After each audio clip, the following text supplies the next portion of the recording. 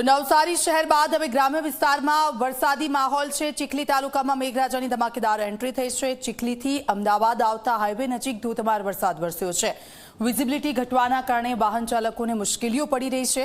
ભારે વરસાદના કારણે સર્વિસ રોડ પર પાણી ભરાઈ ગયા છે। નવસારી શહેર અને જિલ્લામાં સાર્વત્રિક વરસાદથી ખેડૂતોમાં ખુશી છે। આપ જુઓ, સતત વરસાદની રાહ જોવાઈ રહી હતી અને આ બધાની વચ્ચે વરસાદ વરસી રહ્યો છે। દક્ષિણ ગુજરાતમાં વરસાદનું જોર વધારે છે। નવસારીના આ દ્રશ્યો છે। નવસારીમાં સાર્વત્રિક વરસાદથી ખેડૂતોમાં ખુશી છે। શહેર અને ગ્રામ્ય વિસ્તારમાં વરસાદી માહોલ છે। વહેલી સવારથી જ વાતાવરણ બદલાયું અને તેની સાથે વરસાદનું જે રીતે આગમન થયું છે, ઘણા લાંબા સમયથી લોકો રાહ જોઈ રહ્યા હતા કે આખરે 15 જૂનની આસપાસથી ચોમાસું શરૂ થશે તેવું કહેવામાં આવ્યું હતું હવામાન વિભાગ તરફથી, પરંતુ હજી સુધી વરસાદ નહોતો થયો અને આખરે જ્યારે વરસાદની શરૂઆત થઈ છે ત્યારે દક્ષિણ ગુજરાતમાં ધમાકેદાર એન્ટ્રી વરસાદની અલગ અલગ વિસ્તારોમાં વરસાદ વરસી રહ્યો છે। કેટલીક જગ્યા પર પાણી પણ ભરાઈ ગયા છે આ વરસાદને કારણે।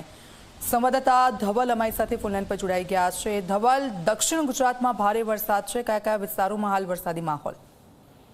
જણાવી દઉં તો નવસારીમાં જે સવારથી જે છે મેઘમહેર થઈ રહી છે। આટલા દિવસ સુધી વરસાદની રાહ જોવાઈ રહી હતી, પરંતુ આજે વહેલી સવારથી જે વરસાદી માહોલ બન્યો છે જેના કારણે શહેરમાં મોટાભાગના વિસ્તારોમાં પાણી ભરાયા છે, જેના કારણે મહાપાલિકાની જે પ્રી મોન્સૂનની કામગીરી છે એની પોલ ખુલી ગઈ છે।